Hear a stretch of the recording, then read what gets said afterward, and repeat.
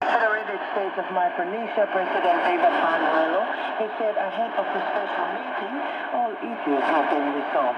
Mark Francis supports the statement. At the resumption of our face-to-face meetings, which we likely will not experience what we had in the past with the chapter that we had, simply because members weren't able to sit down and talk through things a specific way.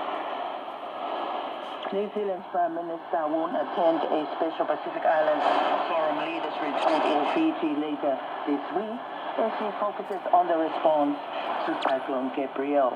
The retreat would have been his first chance to meet other Pacific leaders since becoming Prime Minister. He says Deputy Prime Minister Carmel Sepuloni will go in his place. An Indonesian military commander in West Papua says a law enforcement operation was being prepared to free a New Zealand pilot held hostage by separatists, but only as a last resort if negotiations with his kidnappers failed. The Jakarta Post reports Commander Mohammed Saleh Mustafa is saying the Indonesian government is currently taking soft approaches to try to break the deadlock with local politicians and religious figures involved in trying to secure the release of Philip Martin. Martin, the Susi-era pilot, was abducted by the West Papua National Liberation Army over a week ago after landing in the remote region of Dunga. A group of Australian seasonal worker employers say the continued disruption of Samoa's seasonal worker program is impacting their business plans. They have warned they may have to look elsewhere for seasonal workers if Samoa continues to put disruptions in their seasonal work policy. The Chief Executive Officer of Proposed Employers Australia, Steve Bidette, told Radio Australia, is it worth the risk or do we go elsewhere? And that's what we are concerned about. Samoa's cabinet last year suspended the deployment of seasonal workers for the rest of January, pending a cabinet review. An investigation is also underway by the Ministry of Commerce, Industry and Labour into concerns and issues raised about the scheme selection process.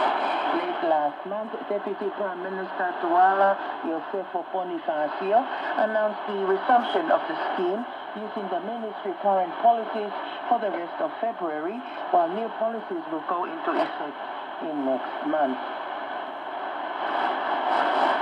Samoa's Prime Minister Siame Naomi Mataafa has ordered a report on consignment of guns and ammunition imported into the country and now in customs facilities at Faleolo International Airport. She told a press conference that she is not privy to information on the arms consignment. TV1 Samoa reports Siame said she will be asking the Ministry of Police for a full report. The Minister of Agriculture and Fisheries, La'auli Lewatea Smith, told media the arms belong to his son, who has an arms dealership license. He added 2 other companies are licensed arms dealers in Samoa, and most of the guns are used to kill wild pigs, damaging farms. The French Polynesian government has rejected claims that it broke the law in last week's launch of the Tahitian Realty Tourism Project. Heirs of a local landowner, Felix Kula, had accused the government of attributing land for one of the accommodation public complexes, which wasn't his. However, the government agency in charge of the project says the expropriation in 2015 was legal and it stands. It says compensation will be paid, but this will have to wait until the courts have determined how large the sum will be. The Tahitian village development is expected to cost more than $500 million, take more than 80 years to complete, and create almost 2,000 jobs. New Zealand's Prime Minister says he's committed to making tough calls on the rebuilding following Cyclone Gabrielle. While the immediate focus remains supporting those affected, Chris Hipkins says there will need to be decisions around detailed budget and the government's policy reprioritization. Mr. Hetkin says for too long there has been underinvestment in infrastructure and resilience, and that will change. We are going to need to make some reprioritization decisions. Some of the things that we might have been aiming to achieve, we won't now be able to achieve, or we may have to achieve on a longer timetable.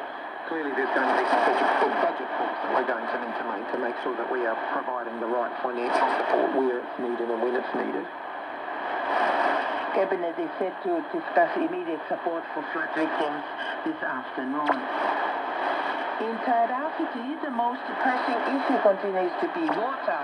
While communications have largely been restored, the region remains under an extreme level alert for water use. John T. Dine is there. Water conservation continues to be crucial, and residents are being urged to use as little as possible, while businesses remain under strict water restrictions. Essential businesses like restaurants, hospitals, laundromats and hotels can use water, but must have reduction strategies in place. For the most part, aircraft is back up and running, and internet and cell phone services have also been restored. Some friends and whānau managed to connect yesterday for the first time since the storm. Crucially, people can again make emergency calls. The U.S. Secretary of State says he has warned China there will be consequences if it provides material support for Russia in its war against Ukraine. But a top Chinese official says Beijing will never accept U.S. attempts to dictate Sino-Russian relations. The BBC's Jenny Hill reports. The US suspects China is considering supplying weapons to Russia. The American Secretary of State, Antony Blinken, used a meeting on the sidelines of the Munich Security Conference to warn his Chinese counterpart against such a move. Other Western nations have reacted cautiously to China's announcement that it would lay out proposals for a peace plan next week. World leaders and senior diplomats who will continue talks today in Munich have emphasized their support for Ukraine and their conviction that Vladimir Putin must not be allowed to win his war.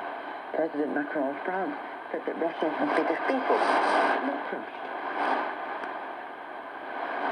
In sport, representing their nation in rugby on the world stage is the dream of many young Pacific men. However, many such players are lured far away from their homelands by lucrative contracts to play for European clubs. The Pacific Union lacks the vast financial resources to compete with these clubs, who can use their economic power to pressure players into not returning to play for their home nations. But Pacific Unions often struggle to meet their own financial commitments, including paying players.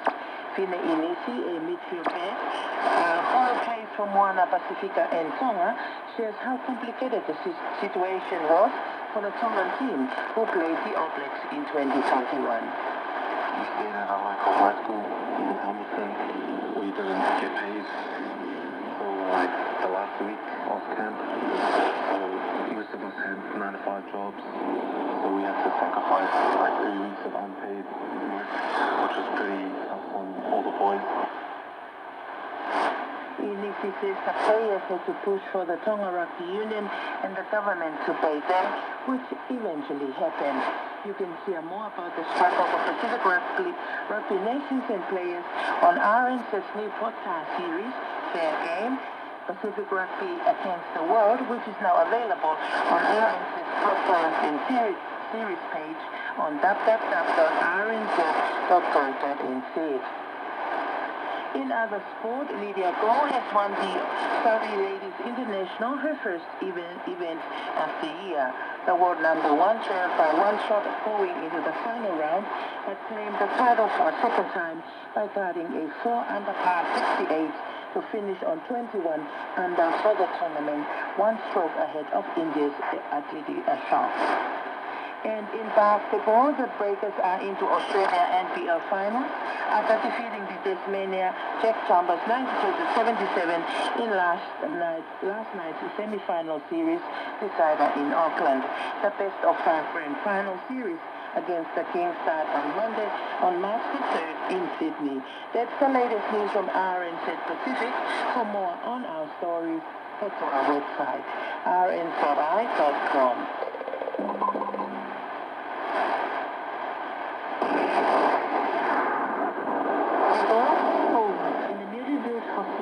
have been washed away. No electricity, nothing whatsoever. We need to be prepared for the future. I'm just going to be like this. This isn't fun. Specific prepared. Specific prepared. Plan this time before disaster strikes. Every natural disaster Gets worse. What happens when something goes wrong and how do they respond to it? And make sure everyone's safety comes first. Father, what cover you? You just ready. Clearing roads, restoring critical infrastructure, eventually, I know it's going to hit. It's only a matter of time. helping your community. Helping your family. Helping you. Specific prepared. Pacific prepared. Pacific prepared.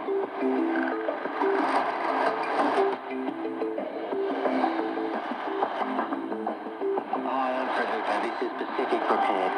It's a show all about natural disasters, how you can get ready for them, and how people right across the Pacific have survived them already. Each week we work with local reporters, so they get it. They understand what everyone's going through during a natural disaster. Today, try and imagine what it would be like to tell someone that your home is slowly disappearing due to climate change. But then that person doesn't even know where your home is. That's Mia Cami. She's a singer-songwriter from Tonga. You'll meet her soon. Also, we'll ask some young people what they think of natural disasters and what it's like living in a place in the Pacific that is so vulnerable and so prone to natural disasters.